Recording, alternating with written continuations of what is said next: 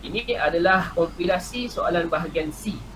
Gabungan saya nak tunjuk yang B dengan C tu, B tu, tapi sebab dia masuk sekali.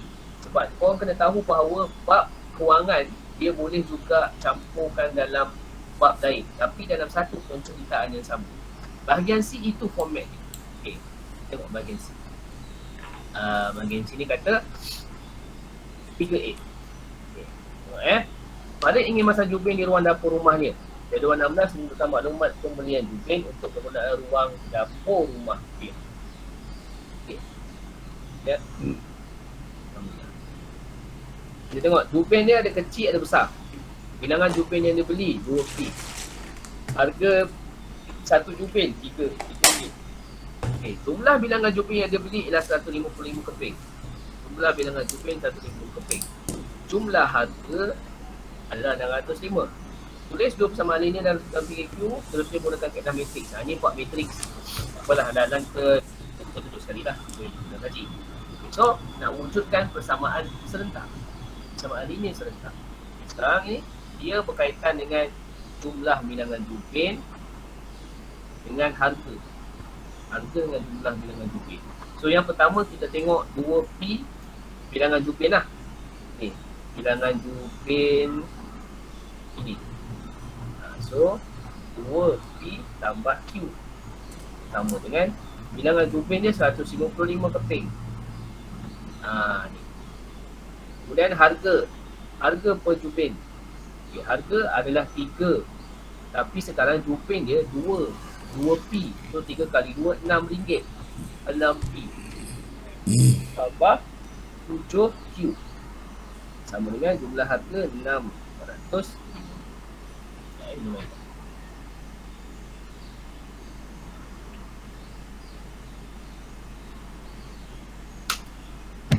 Okey. So kita dah dapatlah 2 persamaan. So 2 persamaan yang korang dapat ni 2 markah. Sebabnya persamaan ni tak diberi. Apabila persamaan tak diberi, bila kita menunjukkan persamaan dah ada markah tersebut. Sekarang kita nak selesaikan. Kita bawa ke bawah, buat dalam bentuk matrix. 2, ambil nombor 2, ini 1, 5, 5, 6, 7, 6, 2, 1, 6, 7. Macam tu. P, Q. Kalau tak buat lah. Kita bawah. Sini. 2, 1, 6, 5. P dengan Q sama dengan 155 605. Cikgu. Ya saya. 2167. 2167. Apa benda 2167? Cikgu tulis 2165.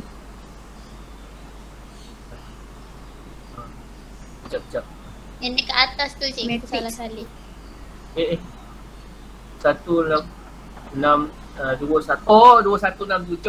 Okey. Oh, ada budak yang mendengar punya. Bagus. Kan tak dengar. Okey. 2167. Okey. So, nak selesaikan, kita tinggalkan P dan Q. Sama dengan benda ni pergi sana. Tapi kita buat dia punya inverse. So, inverse adalah 1 per A darab B tolak B darab C. Kemudian B naik atas, A turun bawah, B letak negatif, C letak negatif. So, dia akan jadi ini A, ini B, ini C, ini D. 1 per A darab D 14 tolak B darab C. 7 naik atas, 2 turun bawah, 1 jadi negatif, 6 jadi negatif. 155 605. Okey, tengok dulu markah. Dekat sini satu markah lah. Okey, lepas tu bila korang buat macam ni pun satu markah lah. Okay, markah ni 6. So lepas tu korang tak payah susah nak selesaikan guna kaedah metrik. Memanglah susah guna kaedah metrik. Tekan je kalkulator, dapatkan P, dapat 60, Q dapat 35. Sebab ni dah jawapan satu. Itu je 6 markah. Okay. So, settle soalan A. Kita Farid dia beli jubin. So, seterusnya Farid kemudiannya membuat keputusan untuk memasang jubin pada lantai keseluruhan rumahnya dengan kos RM35,000. Bagi mencapai matlamat tersebut, beliau telah membuat pinjaman pribadi bagi tempoh 5 tahun dengan kadar faedah sama rata yang dikenakan oleh bank ialah 3.5% setahun. Okay. Itu jumlah bayaran balik dan asal bulanan yang perlu dibayar oleh Farid. Okay. Dia buat loan RM35,000. Okay. So, orang kalau buat loan RM35,000 dengan mak ayah kata free je lah, tak payah bayar balik. Tapi kalau buat dengan Along, dia bagi kadar dia, faedah dia tak dapat 32% setahun tu. Dia akan bagi 3.2% sebulan. Itu kalau 3.2% sebulan. Kalau memang sikit kadang 12. Oi, 38% setahun. Itu memang riba lah. Tapi kalau bank tak, bank 3.2% setahun. So kita pertama sekali kita kena kira dia punya jumlah bayaran balik. Ya. Jumlah bayaran balik. Okay. So RM35,000 yang dipinjam, kita akan pulang RM35,000 je, akan didarab dengan interest 3.2%. Okay. Kemudian darab dengan 5 tahun. Nak tengok berapa jumlah dia kena bayar. Okay. Jumlah dia adalah sebanyak dekat sini saja, bukan yang ni je ini kita nak tengok interest dia je. RM35,000 darab 0.032. Okay. So setahun dia kena bayar RM1,120. Kalau 5 tahun RM5,600. So RM5,600 kena campur balik dengan jumlah asal yang dipinjam RM35,000. Okay. So RM35,000 campur dengan RM5,600. So tambah RM5,000 dapat RM40,600. Ini jumlah bayaran balik dia selama 5 tahun. Tapi sekarang dia minta dan ansuran bulanan juga. Bayar bulan-bulan nak kena bayar berapa banyak. So bahagi dengan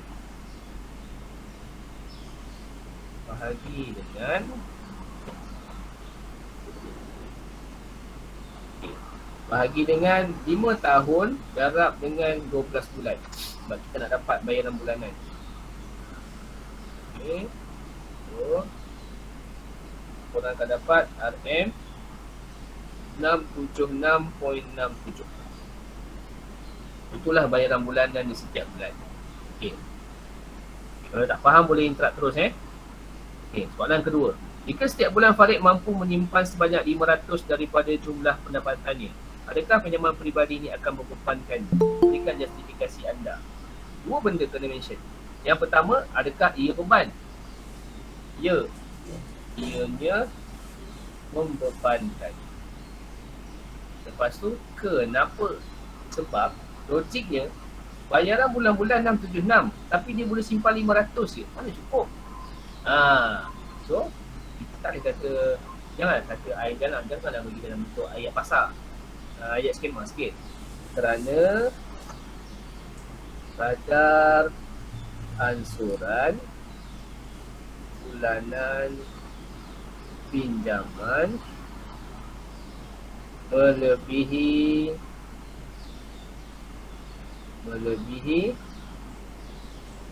jumlah yang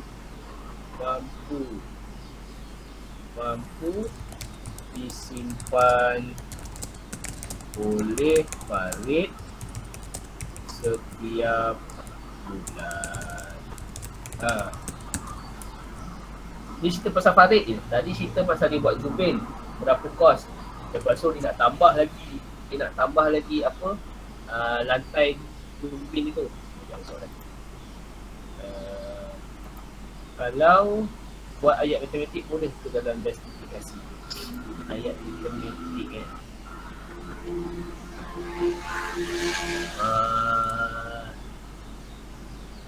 kan, bila memanglah ni subjek matematik, tapi bila dia minta justifikasi, seeloknya kita kita pun memberi reason, kita pun bila kita bercakap dan memberi sebab tentang sesuatu, kita cakap dalam bentuk ayat. So better kita bagi dalam bentuk ayat. Kalau bagi dalam bentuk matematik, takutnya ni apa yang sebab nak kata tak boleh pun tak juga. Tapi kita biasakanlah belajar buat ayat. Kita biasakan belajar buat ayat. Saya pun belum tak berani lagi nak kata tak boleh. Tapi kan kalau ada yang pelajar yang buat kan, kadang-kadang kita rasa kita boleh buka. Tapi better buat ayat lah.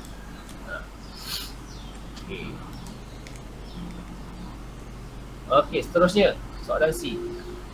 Dapur rumah Farid berbentuk segi 4 tepat dengan panjang dan lebarnya masing-masing adalah 5 meter dan 4 meter.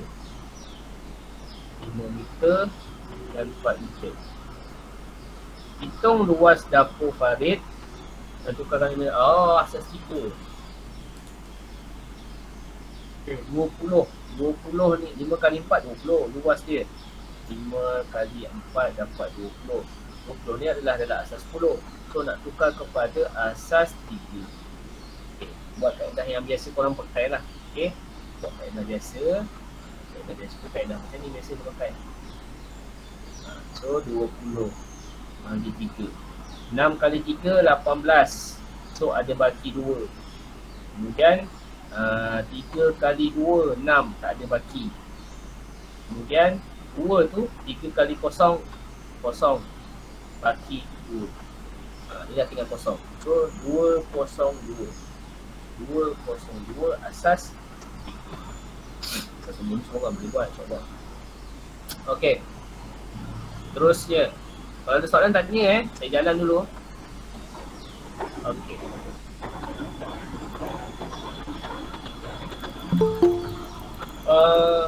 Okey, terusnya berdasarkan maklumat di atas, kirakan nilai pulangan pelaburan yang diperoleh. Tunjukkan langkah pengiraan yang lengkap. Return of investment. Okay. Return of investment ni adalah berapa banyak untung yang kita boleh dapat daripada pelaburan yang kita buat. Okey. Tengok harga rumah RM540,000. Kos kewangan, cukai belian, bayaran bulanan, sewa bulanan, harga jual. Okey, cerita dia bila nak kira pulangan pelaburan, okey, sifir mudah dia adalah contoh macam ni. Awak beli apa dia lupa orang biasa beli apa dekat sekarang. Okey, kau beli nasi lemak lah. Okey, kau beli nasi lemak RM1.50. Beli banyak-banyak. Lepas tu bawa ke sekolah. Jual pula dekat kawan RM2. So sifir mudah dia RM2 tu adalah RM2 tolak RM1.50 dapat 5%. So 5% tu untung. So 5% tu adalah return of investment, nilai pulangan pelaburan. So sifir mudah nak kira return of investment, harga jual tolak harga modal. Modal kita keluar dulu. Bila kita jual, kita tolak dengan modal kita pakai duit kita, ada untung tak? Itu sifir. Terus sekarang ni modal. Bila beli rumah, modal nak beli rumah banyak tau. Iaitu harga rumah RM540,000. Okay, itu harga rumah. Okay, kemudian deposit 10%, pakai duit kita. Lepas tu untuk deposit 10%, darab dengan RM540,000. Okay, bersama dengan RM5,400. Okay, 10% kosong. Darab dengan RM540,000. Betul, 540,000, 54,000. Kurang tu kosong. So 54,000. Okey. Kemudian campur dengan bila nak beli rumah, untuk pengetahuan pelajar, bila beli rumah ni kita bukan beli rumah macam kita beli kereta. Tak. Beli rumah bukan macam beli kereta. Beli kereta, pergi dekat showroom, saya nak beli kereta. So, beli kereta pula bukan macam beli aiskrim kat kedai. Ataupun pergi kedai boba, beli teh boba. Saya nak teh boba satu, ataupun saya nak barang ni satu, bagi duit dapat. Dia bukan semudah itu. Apabila suatu nilai barangan itu, nilai dia banyak dan lebih mahal. So, transaksi pembelian biasa tu tidak boleh berlaku. Dia kena tambah dengan pihak ketiga yang menyaksikan transaksi itu berlaku. Bila beli rumah, dia melibatkan duit yang beratus-ratus ribu. Okay. So, bila melibatkan duit yang beratus-ratus ribu, transaksi duit beratus-ratus ribu ni, dia kena melibatkan pihak ketiga, iaitu peguam. Sebabnya peguam ini akan jadi orang tengah yang akan ambil duit daripada kita, kemudian letak dalam akaun amanah dia, dan dia akan bayar dekat pemaju perumahan ataupun orang yang menjual rumah. Okey, so sebab itulah wujudnya kos guaman. Sebab peguam ni bukan buat kerja free, kita kena bayar. Lepas tu ada soalan akan tanya, cikgu kalau tak ambil peguam tak boleh ke lagi jimat? Tak boleh, memang kena ambil peguam. Nak beli rumah memang tak boleh lari daripada menggunakan khidmat peguam. Sebab tu orang kata ada dua kerja yang bila belajar dekat universiti memang akan dapat kerja kat mana-mana. Yang pertama, accounting. Pergilah mana-mana syarikat, mana-mana kedai runcit dan cintai pun mesti akan perlukan orang yang pandai buat account. Yang kedua, peguam. Peguam ni bukannya setakat peguam syari'i, peguam syariah atau peguam biasa je. Peguam hartanah ada, peguam macam-macam lah. Dua kerjaya. Okay, so kita campurkan tadi. Duit kita keluar dulu, membayar deposit, campur dengan kos guaman, campur dengan cukai. Kita kena bayar cukai belian. Okay. So campur dengan bayaran bulanan. Ini typo sorry. Saya bukan nak bagi tahu. Ini tak ada ni. Mana ada bayaran bulanan 85,000? Silap. Okay. So itu adalah kita punya sewa bulanan pun 43,000. Sekejap, ada soalan. Aku silap tu.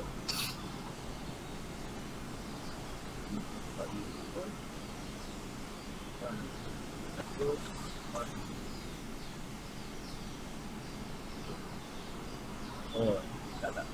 Dua benda ni typo Mana ada sewa bulanan dengan bayaran bulanan 43,000. Okay. So, kita kira tiga tu je sampai sukai belian. So, kita akan dapat 54,000 campur 8,500 campur 5,000. 67,500. Ini modal awal yang kita perlu keluar untuk membeli rumah. Lepas tu, barulah kita boleh beli rumah. Okay. Betul. Terima kasih Sharifah dan Isya. Okay. So 67,500 tu kena campur dengan harga rumah. Tak tahu modal kita. Walaupun harga modal kita tu adalah kita guna duit bank. Tak lah. Campur dengan 67,500. So 540,000 dapatlah 607,500. Kemudian rumah yang dibeli tu dia jual, tapi dia jual dengan harga 870,000. So kita buatlah 870,000 tolak 607,500. Dah sasar lah ada untung sebab harga jual lebih tinggi daripada harga beli. Kalau harga jual lebih rendah daripada harga beli, kita tak untung, itu rugi. Dan itu adalah salah satu penjualan yang tak berapa bijak lah. 0.0 tolak dengan 0.7. So, dia akan ada baki 262,500. So macam mana kita nak kirakan pulangan pelaburan, nilai pulangan pelaburan? Okay. Inilah nilai pulangan pelaburan kita. Kalau dia minta peratus, you all buatlah 262,000 per dengan 200 per lah dengan 870. Darab dengan 100. So kalau dia minta peratus, dia untung dalam 30% lah. Soalan ni pun ada typo tu. Maknanya warkan dia lebih sikit lah. Okey. Ini dalam bab tingkatan 3, simpanan dan pelaburan. Okey. Kita jumpa lagi soalan graf. Okay, diagram 8 shows an undirected weighted graph. Lukis satu pokok dengan jumlah nilai pemberat yang minimum. Bukan jumlah pemberat minimum. Okey, sekarang kita tengok Kita tengok buku kita ada berapa? 1, 2, 3, 4, 5, 6. Kita ada 6.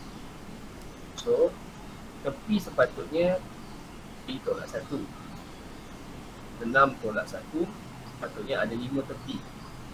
Sekarang kita tengok tepi kita ada berapa banyak? Tepi kita ada 1, 2, 3, 4, 5, 6, 7, 8, 9. Kita ada 9 tepi. Okay, ada 9 tepi. So maknanya dia suruh kita buat pokok. Buat pokok ni maknanya kita kena buang 4 tepi dan tinggalkan 5 tepi saja. Itu maksudnya pokok. Kita membuang benda yang lebih. Okay. So kena buang lagi 4 untuk dapat 9 tolak 4 baru dapat 5. So kena buang 4. Nak buang tu nak buang macam mana? Kita buanglah pemberat yang besar-besar. Kita mulakan dengan pemberat paling besar, 38. Buang. Kemudian yang kedua terbesar, 34. Yang ketiga terbesar, 32. Kemudian yang keempat terbesar, 30. Cukuplah 4 tu kita buang. So kita lukis. Kita lukis yang baru. Dua.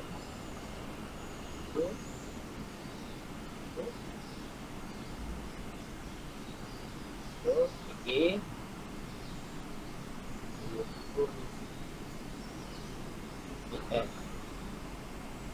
16 20 28 ini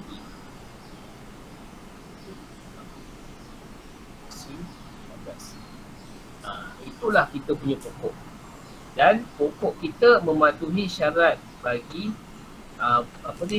graf ni. E sama dengan V tolak 1. So bila kita ada bucu sebanyak 6, mesti kita kena ada tepi sebanyak 5. Kemudian dia suruh kita kira tentukan jumlah pemberat minimum. Tentukan jumlah pemberat minimum. Tambah tadi lah. Okay. Tambahkan jumlah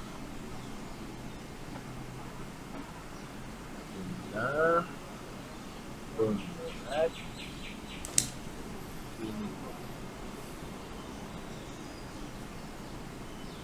So 16 28 26 14. So dapatlah 104. Okey. Okey kelas. Kalau ada soalan beritahu tanya. Kejadian ni.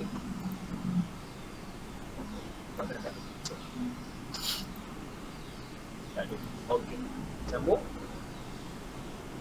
Okey, siap. Saya nak minta rehat 3 minit sekejap. Saya nak tandas. Boleh ke? Boleh, cikgu. Sekejap 3 minit. 3 minit je. Okay.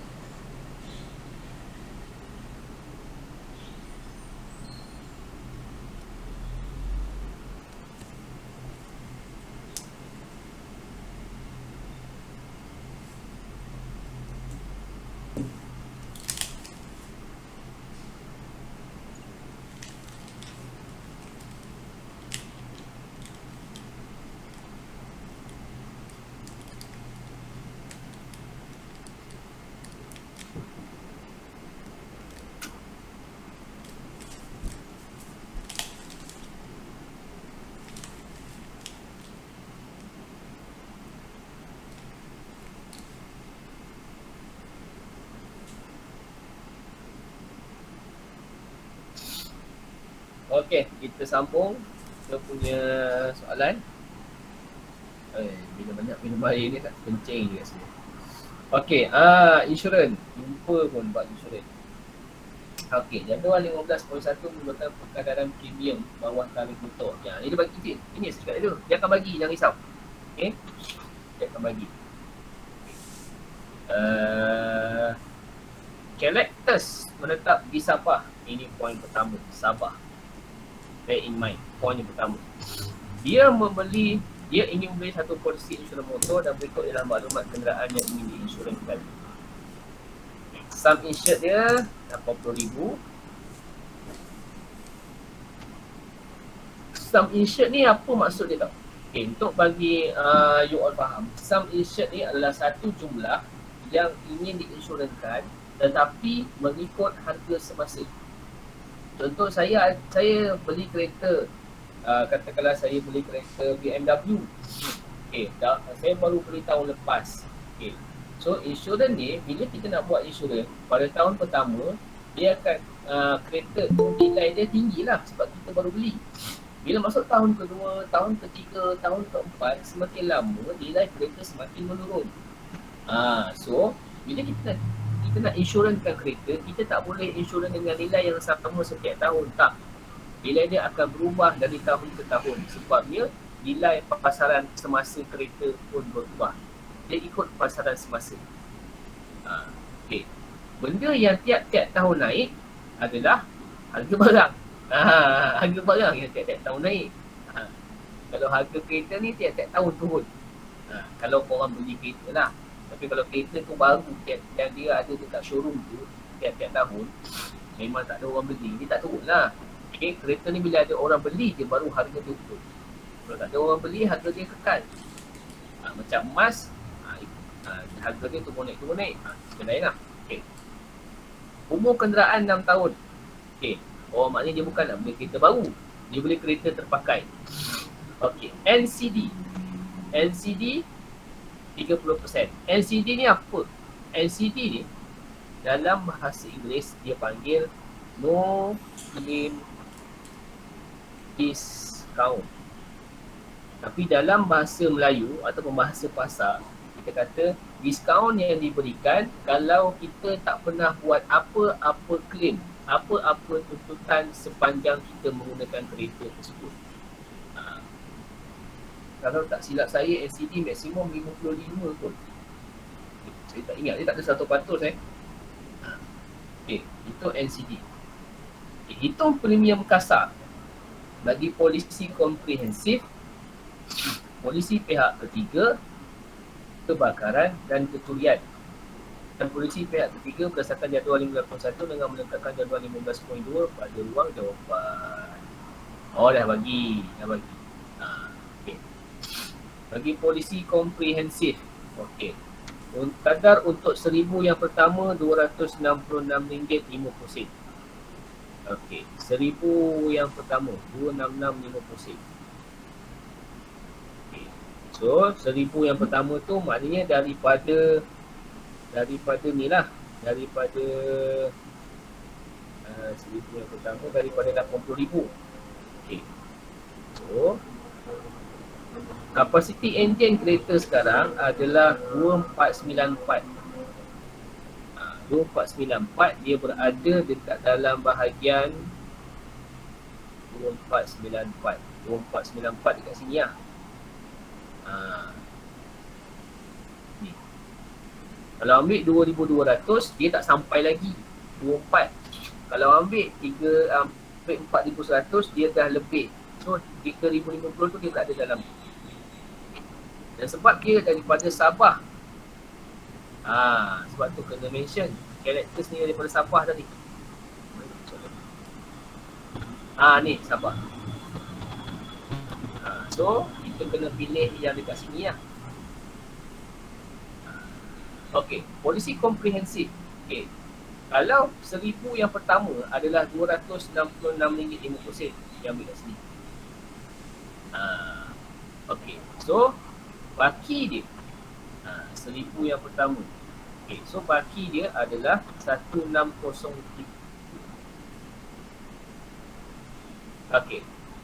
Mana datang nilai baki 1603 ni? Siapa boleh beritahu saya?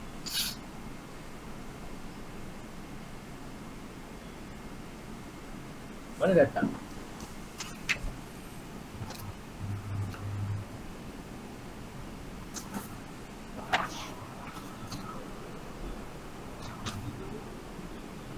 Uh, 80,000 tolak 1,000 bagi 1,000. Berapa? Saya tak berapa jelas. Apa 80,000 tolak 1,000, 79,000. Lepas tu 79,000 Bagi 1,000, bagi 1,000, 79. mesti nak 20 Darab dengan RM20.3. Mana datang RM20.3?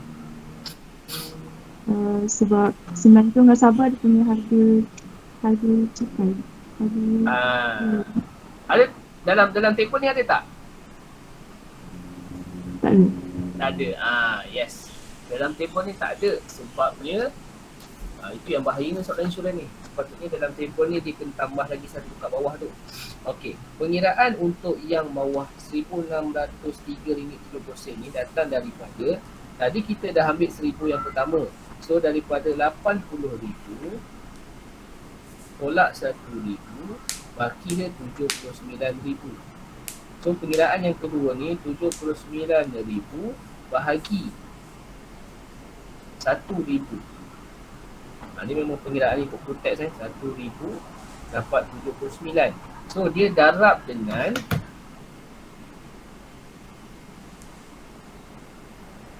RM20.30. Sebabnya Sabah dan Sarawak. Benda ni ada dalam buku teks. So dapatlah 1603.70. Okey. So 1603.70.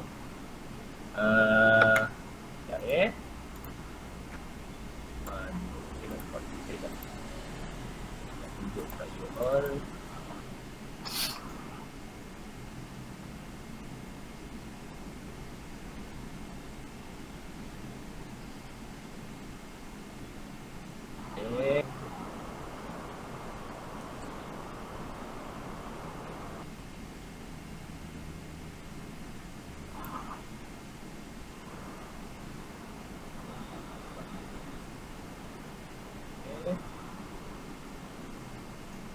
Dalam soalan trial, banyak yang insurans dia tak berapa banyak keluar, cukai yang banyak keluar.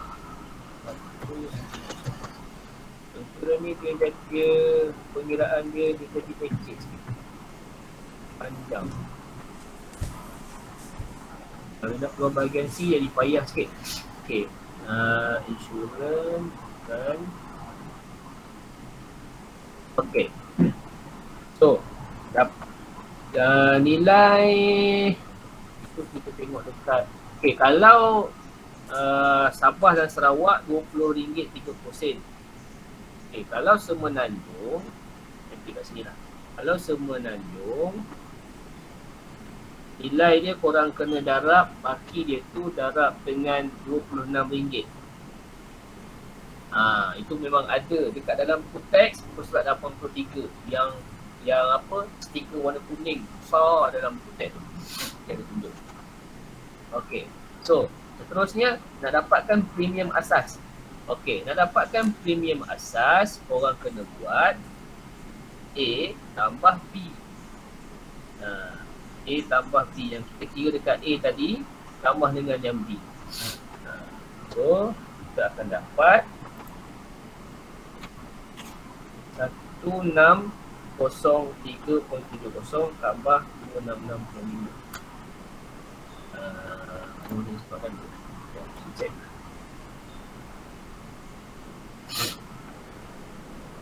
Oh, bagi jawapan.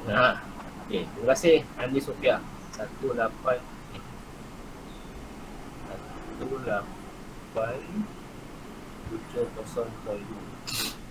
Itu dia punya basic premium.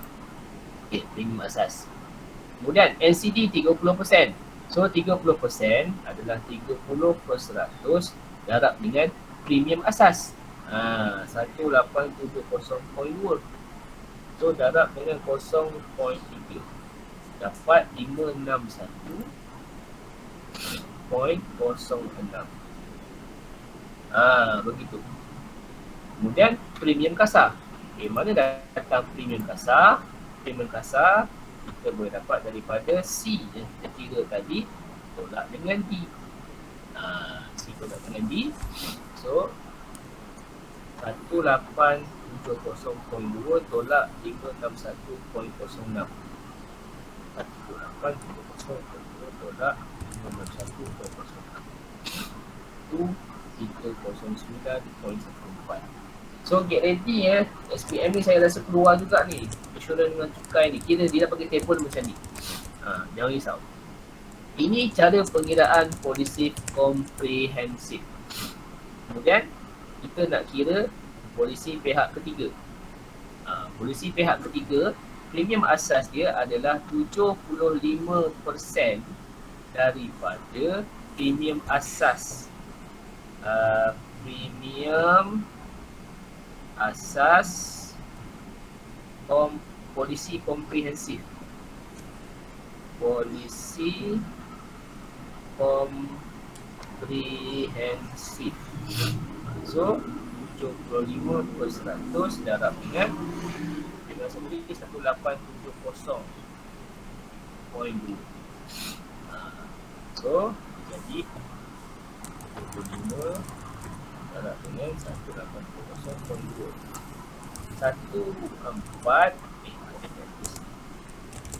1402.6 ini. So LCD ni typo ni. Typo tak kira. LCD kira lah 25% daripada premium asas tu 25%. 30 lah. 30% darab dengan 1402.65 darab 420.795. So premium kasar A tolak B. 1402.65 tolak 420.795. So korang akan dapat. Saya buat sama-sama saya pun boleh buat ni. Premium kasar A tolak B. Patut macam lambat sikit. Terkejut sudah. 402.6 tak 420.7 dapat 981.82.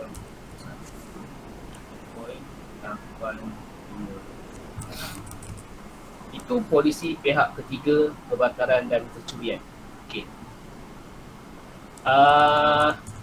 Sebenarnya untuk ada kalau sekarang tengah kecoh pasal banjir. Okay, sebenarnya banjir tu dia termasuk juga di bawah ini tau sebenarnya. Dia masuk bawah kebakaran dan geologi pihak ketiga kebakaran dan kecurian. Dia termasuk di bawah bencana. Tapi sebab banjir sebelum ni kita boleh claim kat sini. Tapi sejak ada banjir yang besar ni, pihak insurans pun bijak juga. Dia pun tak nak hilang duit yang banyak. Dia buat satu polisi hal khusus untuk banjir.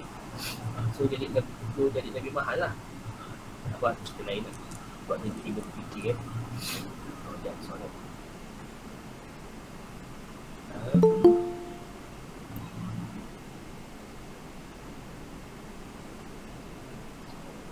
Pada tarikh menteri pun tak apa. Jaga perkenalkan masalah sidang. Okey. Sebabnya soalan bila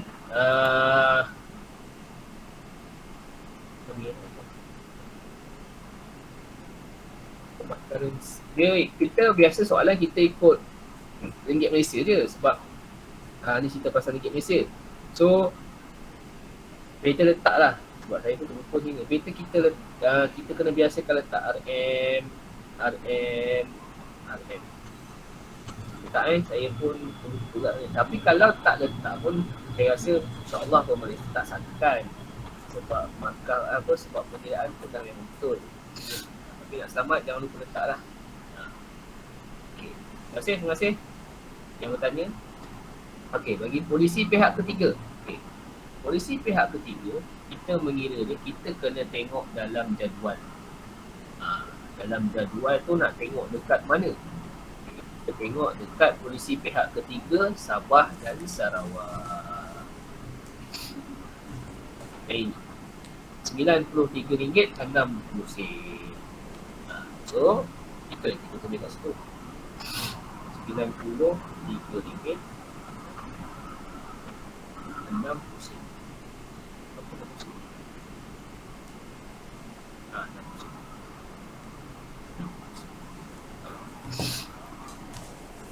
So RM23.60. Kira NCD dia 30%.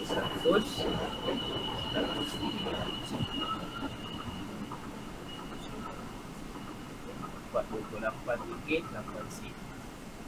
Untuk premium kasar A tolak B RM93.60 RM28.8. Itu akan dapat RM65.52. Ni sekurang-kurangnya soalan macam ni, tengok markah ni. Markah dia paling common tu. Yang ini sepatutnya 2 markah. Ini 1. Ini 1. 2, 3, 4, 5. Ini dah 5. Ini 2. Okay. Kenapa 2? Kenapa tadi pun 2? Sebab dia mengambil kira pengetahuan yang ini tau. Ini kalau tak ingat nak buat lah. Sama lah macam ni. Dia kalau tak ingat pengetahuan ni, tak nak buat. Ini 1.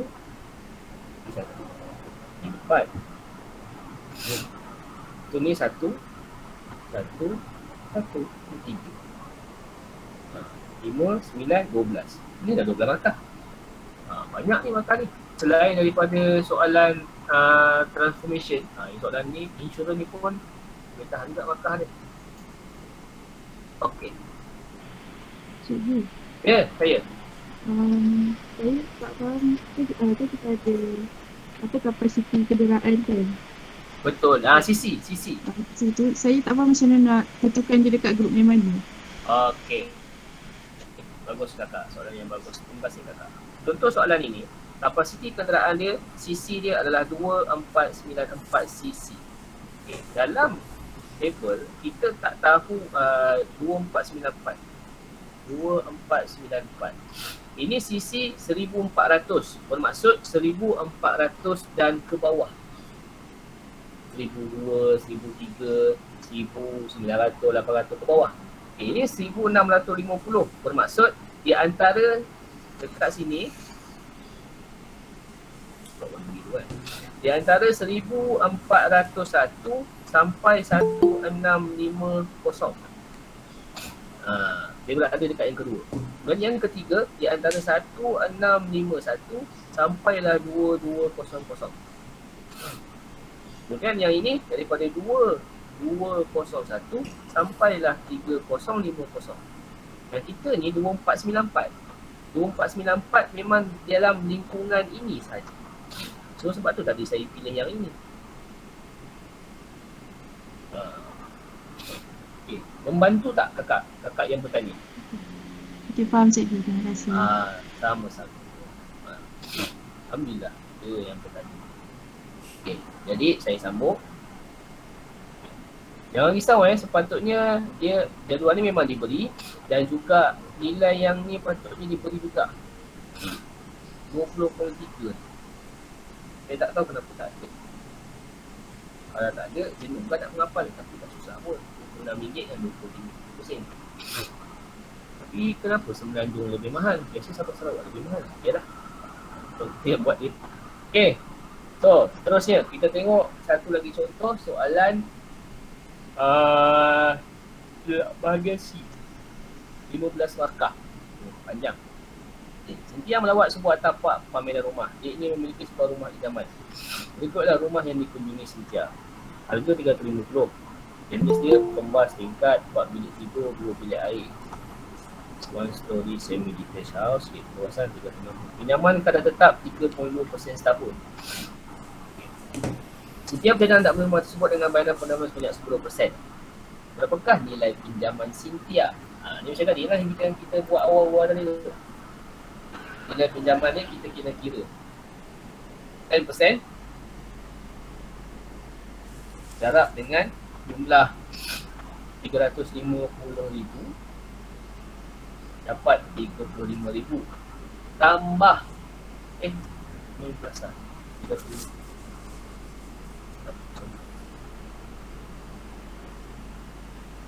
Betul lah 35,000. Okey, tambah dengan okey 300 apa tu 3.10% down payment, 10% down payment nilai pinjaman. Nilai pinjaman ni bukan kami nilai bayaran. Tambah dengan 350,000. So 300 nilai pinjaman harga 350,000. Lepas tu interest la ilaha illallah, asal aku kira apa ni 10% down payment. Sorry maafkan saya. Sekarang ni dia nak kita kira berapakah nilai pinjaman Cynthia. Nilai pinjaman Cynthia bermaksud harga dia ni campur dengan dia punya interest setahun 3.2%. Bayar berapa tahun? Bukan kata bayar berapa tahun.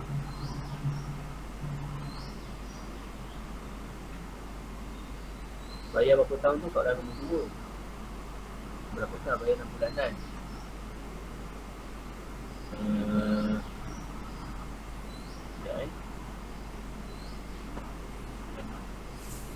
Kalau saya kira 10 bagi 100 darab dengan 350,000. Itu dah nilai, bukan nilai pinjaman tu. Dah. Dalam saya ambil ni 350,000 harga dia. Pendahuluan ni kena bayar pendahuluan 10%. Harga rumah tolak down payment nilai pinjaman. Harga rumah tolak down payment. Betul lah. Astagfirullahaladzim. Terima kasih cikgu. Aduh, betul. Aduh. Silap tak nampak. Nilai pinjaman ni maknanya harga rumah betul. Terima kasih cikgu. Harga rumah tolak dengan down payment. Kenapa kita tolak down payment? Apa itu down payment? Down payment ini adalah bayaran awal menggunakan duit kita kepada orang yang jual rumah. Saya mana ada duit 350,000, tak ada. So saya kena buat pinjaman bank. Tapi bila saya buat pinjaman bank, saya takkan dapat 350,000 sebiji-sebiji. Dia takkan masuk akaun saya. So sekarang ni saya kira harga rumah 350,000 tolak dengan down payment sebab dia buat bayaran pendahuluan. So 10% darab dengan 350,000. So 350,000 tolak dengan 35,000. So saya dapat 315,000.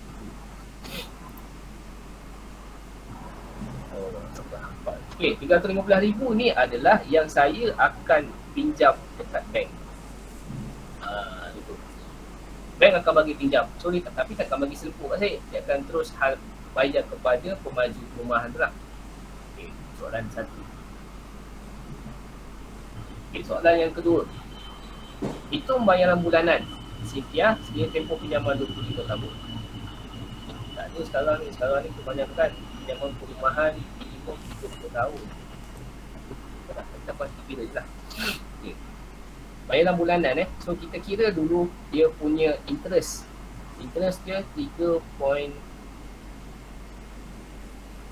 3.2 bahagi 100.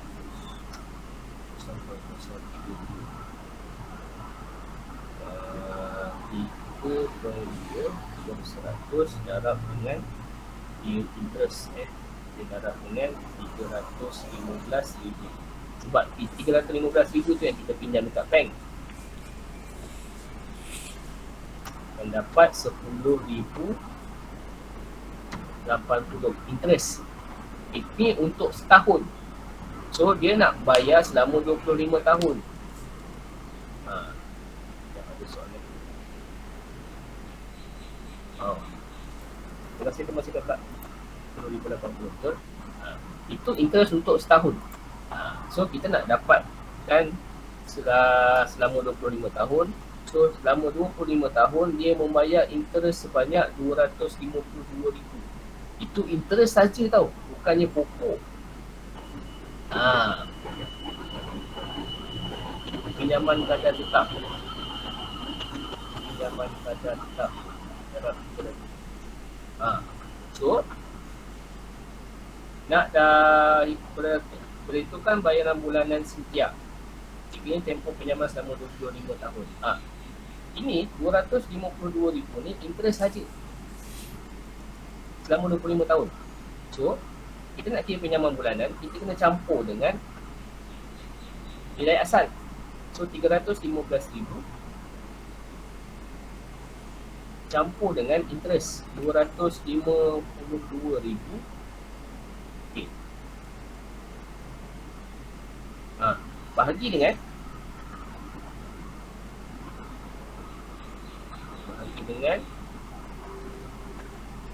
25 tahun darab 12 bulan, setahun 12 bulan dapatkan bayaran bulanan. Berapa banyak? 315. So bagi RM 1,890 setiap bulan yang Cynthia perlu bayar. Bila interest saja dah 35,000. Syat Inilah bank buat untung. Bank buat untung kat sini lah. Kat sini. Dengan untung yang dibuat ni lah dia bayar gaji pekerja bank. Sebab tu pekerja bank boleh dapat bonus sebelum ni lah, sebelum COVID. Bonus 6 bulan, bonus 5 bulan. Bank untung banyak sebab ramai orang ambil loan. Di sini orang ambil loan ni orang yang ada pendapatan tetap. Okey. Ada soalan setakat tu nak tanya?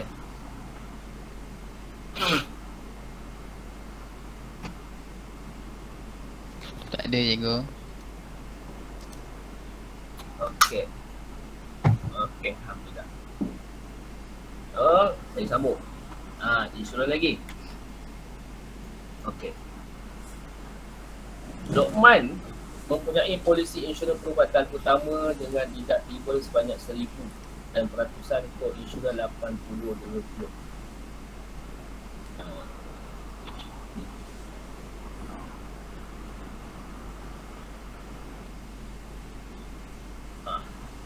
Okey, so deductible ni adalah deduct ni tolak, bermaksud bila kita masuk hospital swasta, hospital kerajaan tak ada deductible ni, hospital swasta ada. Contoh korang sakit, sebelum korang sakit korang ada ambil polisi insurans dengan Prudential contoh, dan ambil medical card. Di mana medical card tu limit dia untuk setahun katakanlah 1 juta limit masuk kuat lah.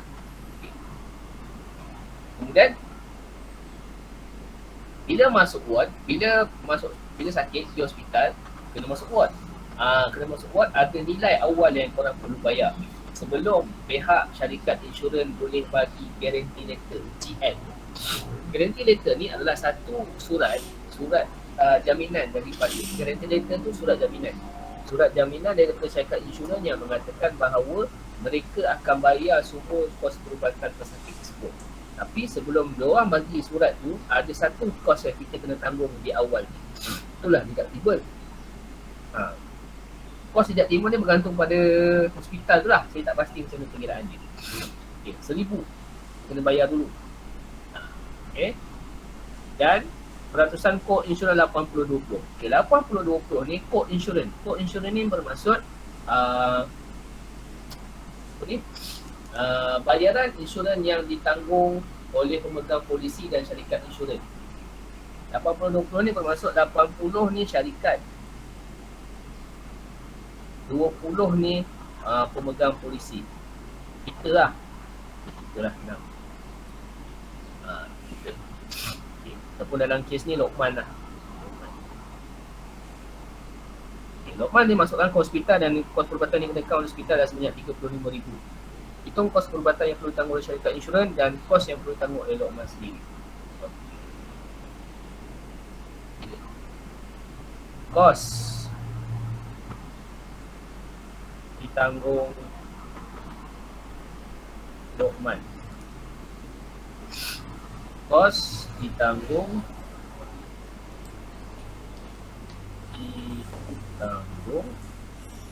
syarikat insurans. Okay. Syarikat insurans 80%. So 80% darab dengan okey. 30 syarikat insurans dia tak ambil, dia tak tanggung deductible. So darab dengan 34,000 lah. Sebabnya 35,000 tolak 1,000. Deductible ni hanya ditanggung oleh pemegang polisi. So yang ini akan dapat 90, 100 darab 27,200. Okay. Kos ditanggung Lokman 20 per 100 darab dengan 34,000. 20 per 100 darab 34,000. 6,800. Tapi Lokman ni dia ada 6,800 campur dengan 1,000. Sebabnya tidak tiba tu dia tanggung. So Lokman punya kos adalah 7,800, manakala syarikat insurans 27,200. Okey. Okey, ada soalan nak tanya sebelum tu? Terus saya sambung.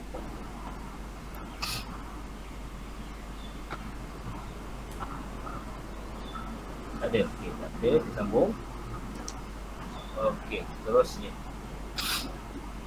Kita masuk satu contoh soalan bahagian B. Bahagian B ni dia kata apa? Jadual di bawah menunjukkan pelan kewangan Cik Sarah.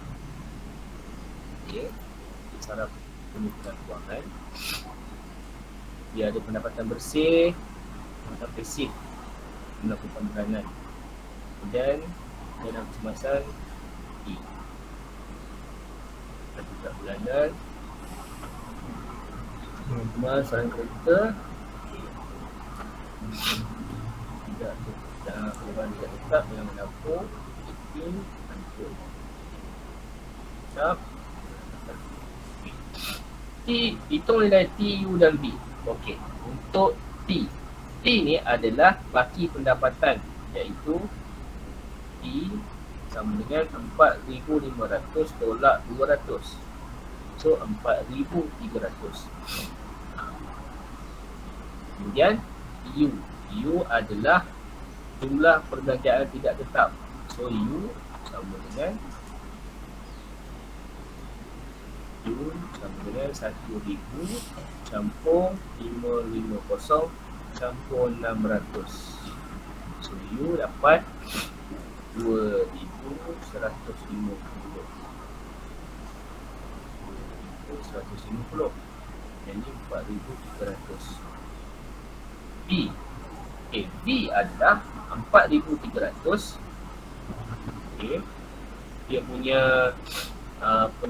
baki pendapatan, dia punya duit yang ada lagi, tolak dengan perbelanjaan tetap dan tolak dengan perbelanjaan tidak tetap. So B 4,300 tak 2,150 tak 2,150.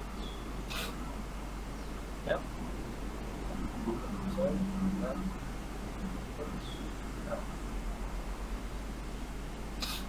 Dapatlah negatif 100. Baik. Jangan takut, jangan risau. Negatif 100 ni menunjukkan dia punya aliran pendapatan negatif.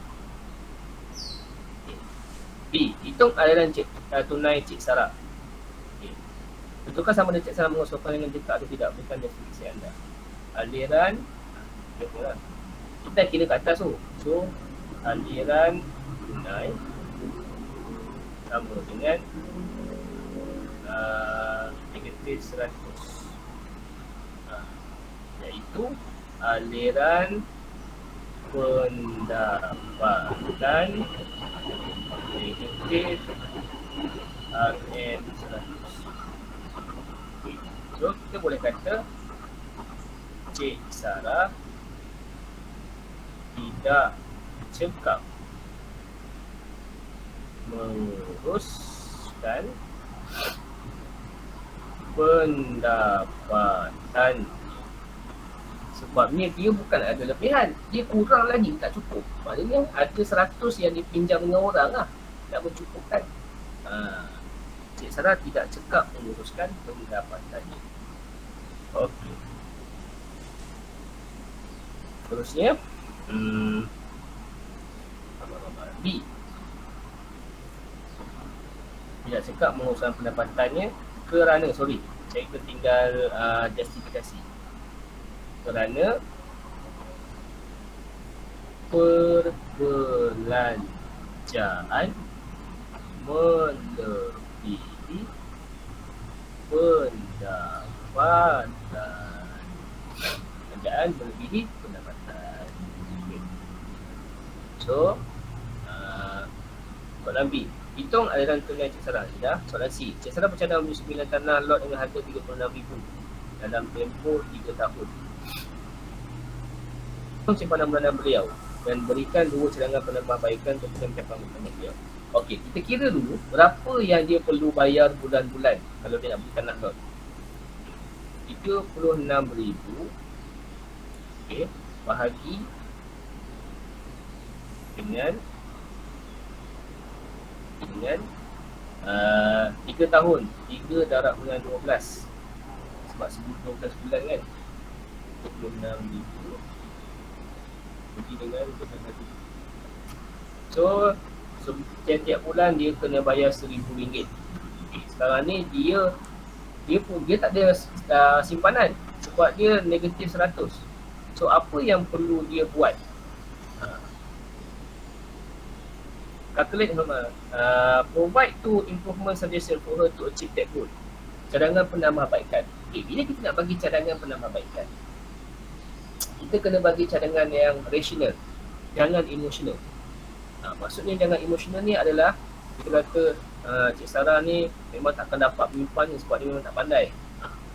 Tak boleh. Kita kena bagi rasional. Rasional berdasarkan apa yang kita ada dekat sini. Kita tengok apa yang boleh diubah adalah pada perbelanjaan tidak tetap. Perbelanjaan tidak tetap tu adalah dekat sini.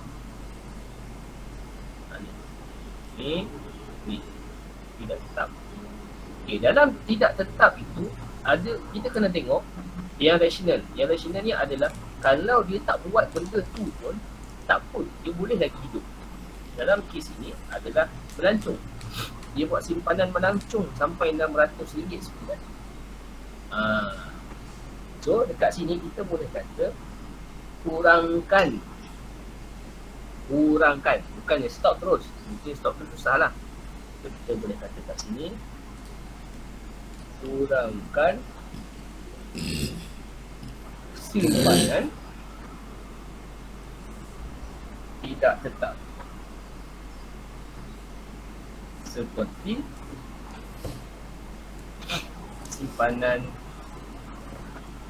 melancong. Kemudian kita tengok dia punya bill utility. Bill utility sampai 550. Dia duduk berkeluarga ke tak? Cik Sarah dia seorang, kenapa sampai 550? Mungkin dia pakai aircon. So kita kata kurangkan bill utility. Yang kedua, kurangkan utility. Bagi lebih tak apa. Yang ketiga, kita asyik cerita kurang. Kita tak bagi penyelesaian. Bukannya nak dikurangkan aja. Kita suruhlah dia tambah sumber pendapatan. Tambah sumber pendapatan. Dengan cara buatlah part time ataupun buat bisnes sampingan. Dengan cara pekerjaan sampingan. Cakaplah apa-apa tu. Dah, bagi 3 tu. Simple. Saya ada lebih. Kalau nak buat lagi, apa lagi yang boleh kita mention kat sini? Ini barangan dapur tu 1,000. Banyak. Tak boleh. Kita tak tahu sebab tidur seorang. Mungkin dia suka masak macam-macam. Tapi boleh jugalah. Sebab dia tak boleh. Sebab dia bukan makan luar. Kalau dia kata perbelanjaan makanan sampai 1,000, ya, kita boleh kata kurangkan dengan cara banyakkan masak di rumah. Kita tak boleh kata kurangkan barangan dapur, tak boleh. Dia tak makan apa. Jangan tak kata kurangkan barangan dapur dengan cara beli yang murah-murah sahaja dekat kedai. Tak boleh. Jangan cakap macam tu. Jangan terlalu detail sangat. Beli kat kedai murah sahaja yang pergi kedai mahal, jangan. Buat yang simple je. Okey. Ada soalan tak setakat tu? Cikgu, Ya. kalau emergency fund tu tak boleh kurangkan? Emergency fund dana kecemasan. Okey. Biasanya dana kecemasan ni untuk orang yang bekerja adalah untuk yang pertama okey. Tengok dekat sini dia ada tak ambil takaful? Tak ada. So yang pertama, dana kecemasan ni kita boleh guna untuk kesihatan. Contoh tiba-tiba kena masuk hospital. Lepas tu ada benda nak kena bayar. Macam tadi lah, dia masuk hospital, dia boleh tu yang co-insurance tu, itu dia ambil insurans pun kena bayar juga. Dah sasar dah kalau tak ambil insurans. Lepas tu boleh pula. Nanti adalah orang kata, masuk hospital kerajaan dah cikgu tak kena bayar. Okey, hospital kerajaan, kalau dia kes dia macam ni tau. Katakanlah orang accident patah kaki. Patah tu bukan patah sikit tau, patah tebu. Patah tebu ni patah yang macam tu. Nak sambungkan tulang tu, dia kena pakai plate, kena pakai besi. Besi tu kena bayar walaupun hospital kerajaan. Yang tak perlu bayar adalah upah. Doktor nak sambungkan tu tak payah bayar. Doktor tu ada gaji dia. Ada gaji dia yang dibayar untuk buat pembedahan. Tapi besi yang digunakan, alat yang digunakan untuk masuk dalam badan tu, nak sambungkan apa yang terputus, benda-benda tu kena bayar. So dana kecemasan tu dia boleh guna untuk bayar benda tu. Ataupun kereta rosak sebab dia ada pakai kereta. So dana kecemasan jangan usik. Kita tak boleh kata kurangkan dana kecemasan, padahal dah 200 dah, sikit je. Tak boleh, kita tak boleh kata macam tu. Itu saya kata kita kena rasional. Tapi nak rasional, korang kena tahu dia buat itu untuk apa. Dana kecemasan tu guna untuk apa. Kemudian apa lagi, tadi ada yang kata barangan dapur, groceries. Okay, sini pun dia tak mention detail. Groceries sampai 1,000, tak logik juga sebenarnya. Kalau dia duduk seorang tapi groceries sampai 1,000 sebulan, memang tak logik. Mungkinlah dia beli boleh reduce monthly variable expenses saja. Monthly variable expenses. Awak nak mention dia. Itu umum sangat tak kak? Umum. Siapa yang tahu? Anis. Itu umum sangat. Kalau kata monthly variable expenses tu terlalu umum. Kita kena spesifik pergi dekat mana nak kena kurang. Simpan dan melancong pada janganlah cakap Tak boleh, jangan buat simpanan melancong. Tak adil lah, itu awak emosional. Jangan emosional, kena rational. Kurangkan simpanan melancong, kurangkan bil utility dengan cara membuat penjimatan elektrik. Jika dia gunakan aircon, kurangkan penggunaan aircon.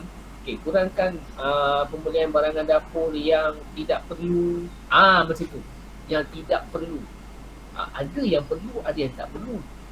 Yang tak perlu tu yang dikurangkan. Kita kena rational. Bila bagi reason ni kena rational. Okay. Lagi soalan. Sebab korang tak nampak, sebab korang tak lalui. Korang duduk rumah tahu-tahu mak ayah dah beli barang siap makan ni. Kadang-kadang kalau ada yang masak sendiri tu pun masak sendiri benda bahan dah ada. Kalau mak ayah suruh pergi beli pun mak ayah bagi duit. Sebab korang tak lalui pun, korang tak nampak. So kena tanya. Okay, lagi ada soalan?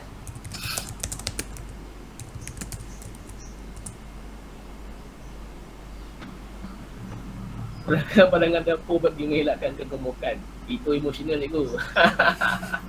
Itu emosional.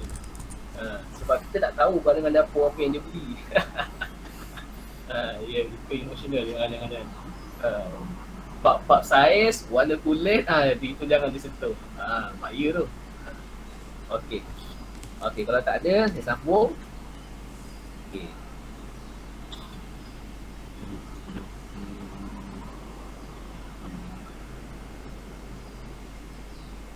Okey. Yang ini merejahkan, tak apa. Set tu biar dulu. Okey, kita cuba tengok soalan percubaan.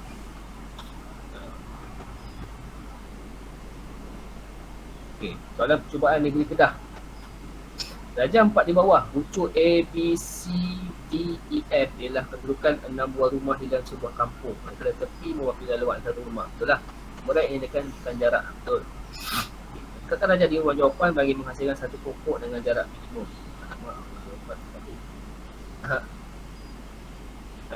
Dengan jarak minimum yang bukan sumber rumah itu jarak tersebut. Yang menghubungkan semua rumah. Okey, maknanya rumah dalam konteks ini adalah berteks. Berteks tu rumah. Kita ada 1, 2, 3, 4, 5, 6. So berteks kita ada 6. So kita ada 6 buah rumah. So E sama dengan 6 pula 1. Sepatutnya kita punya tepi ada 5 sahaja. Tapi tepi kita ada 1, 2, 3, 4, 5, 6, 7, 8, 9. Ada 9 tepi. Jadi 9 tepi kita kena buang 4 untuk mendapatkan 5 sahaja yang mematuhi syarat. Nak buang 4 sebab kita nak jarak minimum. So kita buang yang paling besar lah. Macam tu je. Kita eliminate dengan cara macam tu. Jarak yang paling besar pertama kita boleh kata 900. Yang kedua 94. Tak ada, 7, 50. 50 dan 7. 7, 6. Okay. Tengok kita buang itu. Boleh tak kita buat?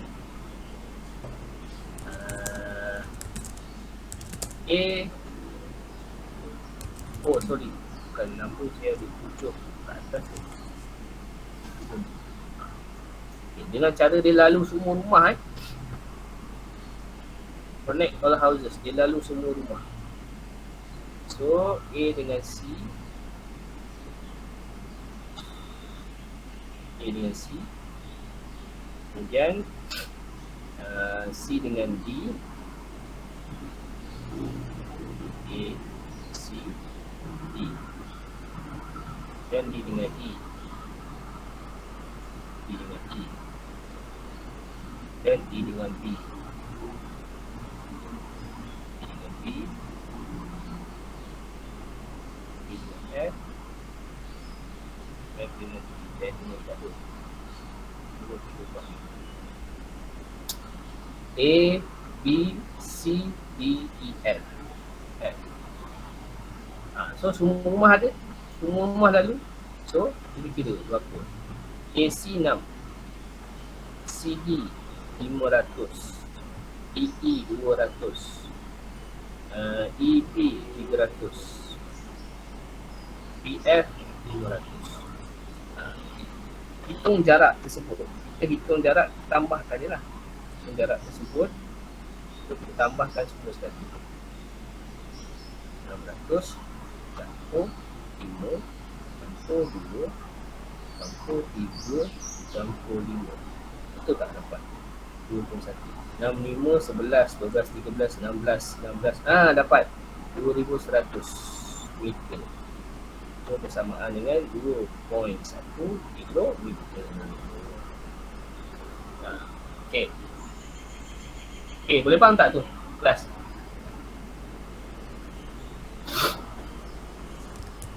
Boleh. Okay, Alhamdulillah. Right. So, terusnya sebentar sekejap, ada soalan lain. Sebentar lagi. Ni gerak. Sekejap. Ya. Tengok ini dulu. Okay. Encik Allen membeli sebuah kereta bernilai RM135,000. Beliau membuat bayaran pengeluaran sebanyak 12% yang bakinya dibiayai dengan pinjaman dari bank Y untuk tempoh 9 tahun dengan kadar faedah mudah 2.5% setahun. Itu bayaran ansuran bulanan. Okey. Harga kereta, kita kena cari harga kereta yang dia perlu bayar. Down payment 12% darab dengan RM135,000. So, down payment dia adalah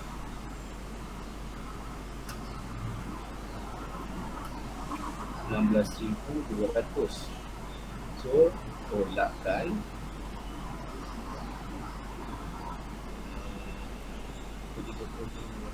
tolak RM16,200 dan dapatkan berapa dia pinjam kat bank. So, dia pinjam kat bank sebanyak RM118,800. Itu dia pinjam kat bank. So, pinjam kat bank faedah dia 2.75%.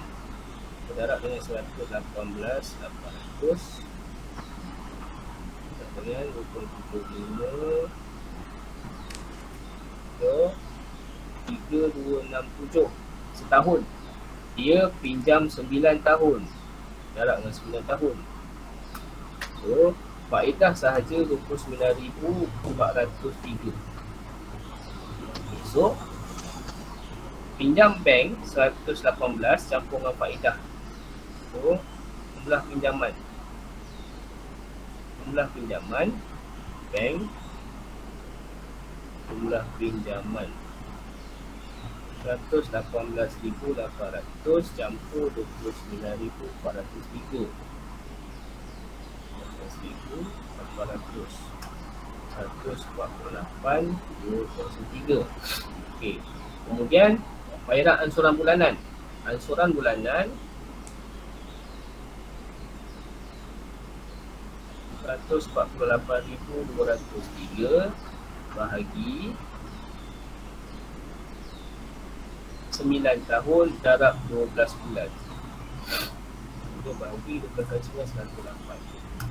So, sebanyak RM1,370. 25 sen.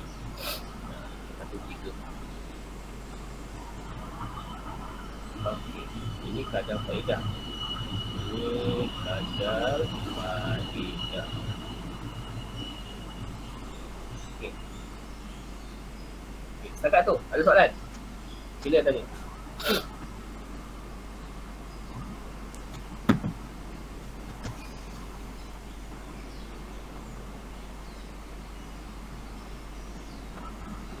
Tak ada. Okey, kalau tak ada saya sambung.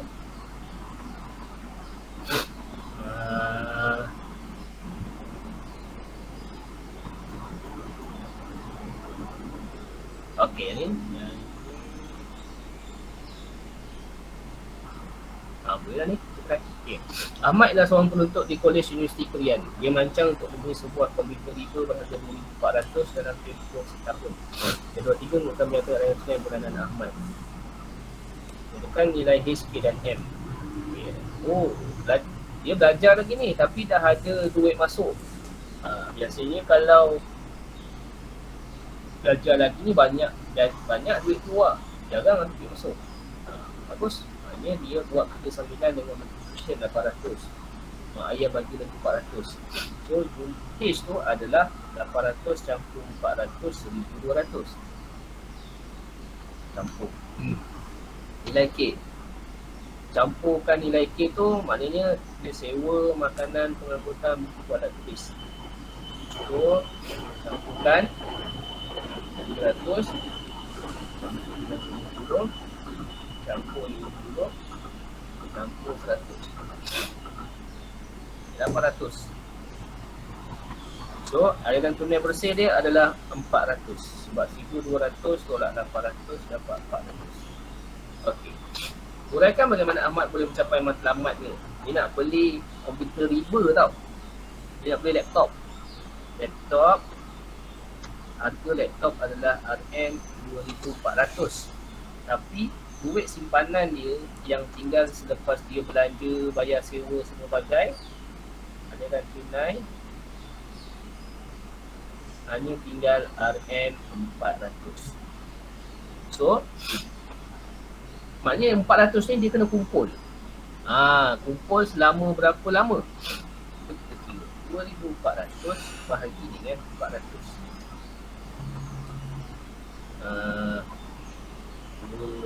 6. Okay, 46. 6. So 6 ni 6 apa? 6 bulan. So dia kena kumpul selama 6 bulan baru dia dapat beli laptop. Okay. So soalan yang kedua, uraikan bagaimana Ahmad boleh mencapai matlamat ni dengan menggunakan konsep SMART. Okay. Spesifik ni apa? Measurable apa? Attainable apa? Realistic apa? Time bound apa? Time bound ni 6 bulan lah. 6 bulan. Tapi jawapan dia kata membeli komputer riba dalam setahun. So dia tak pakai 400. Tapi tak apa, boleh je 6 bulan. Realistic, nabung 400 selama 6 bulan. Attainable, boleh dicapai lah. Attainable, mempunyai aliran tunai RM400.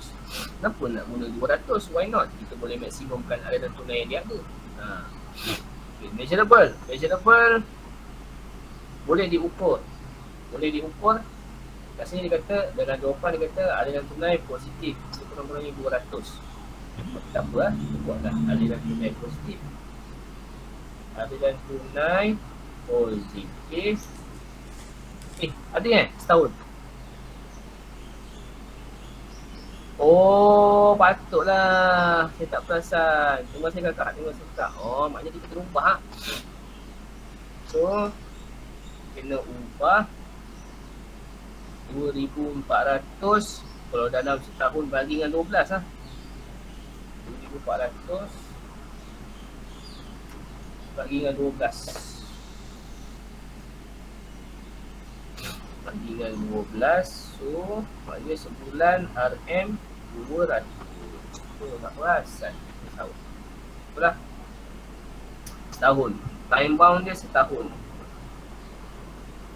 Menabung 200 selama 12 bulan. Kemudian aliran tunai 400. Itulah. Aliran tunai positif sekurang-kurangnya 200 ataupun nak kata 400 tu boleh.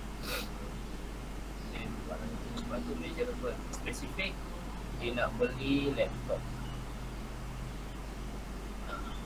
Cari soalan macam ni. Ini soalan negeri Perak. Okey. Boleh setakat tu kelas? Boleh faham? Boleh. Okey. So soalan-soalan yang lain tu saya biarkan you all buat lah. Okay, sebab jawapan pun dah ada, you all boleh try.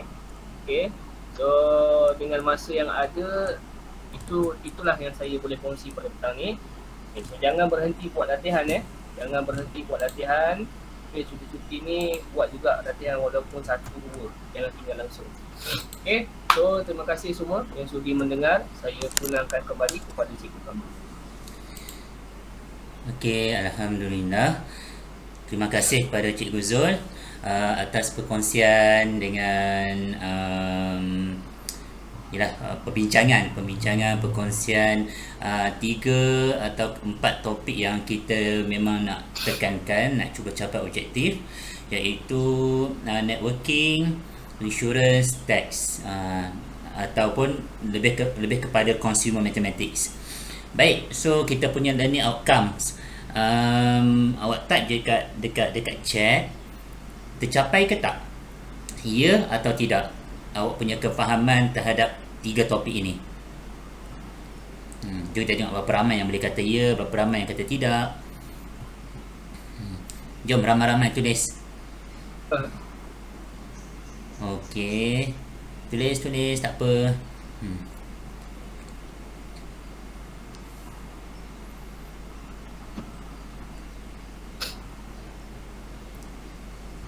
Tak ada yang sebut tidak Wah, bagus. So bagi rangsangan bagi rangsangan motivasi kepada diri sendiri juga, dan juga Cikgu Zul. So Cikgu Zul pun rasa macam seronok tengok anak-anak murid ni boleh faham dan learning outcome pun tercapai. Alhamdulillah. Baik, so macam Cikgu Zul kata, jangan give up and jangan putus asa, jangan sesekali putus asa, sebab Allah pun melarang kita putus asa kan.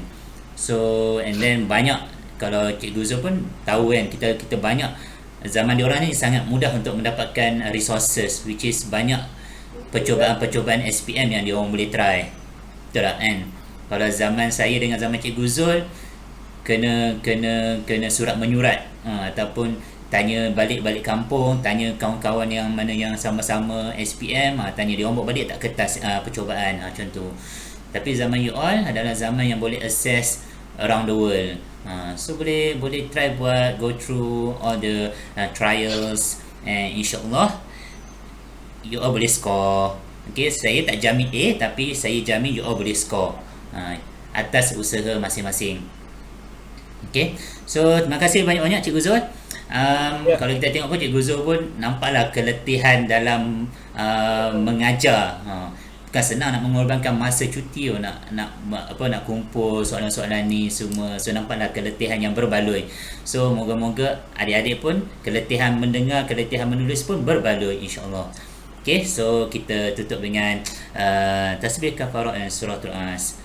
Subhanakallahumma wa bihamdika asyhadu an la ilaha illa anta astaghfiruka wa atubu ilaik. Bismillahirrahmanirrahim. Wal asri innal insana lafi khusr illal ladzina amanu wa amilus solihati wa tawassaw bil haqqi wa tawassaw bis sabr. Okey, terima kasih Cikgu Zul dan terima kasih adik-adik semua. Assalamualaikum. Terima kasih cikgu.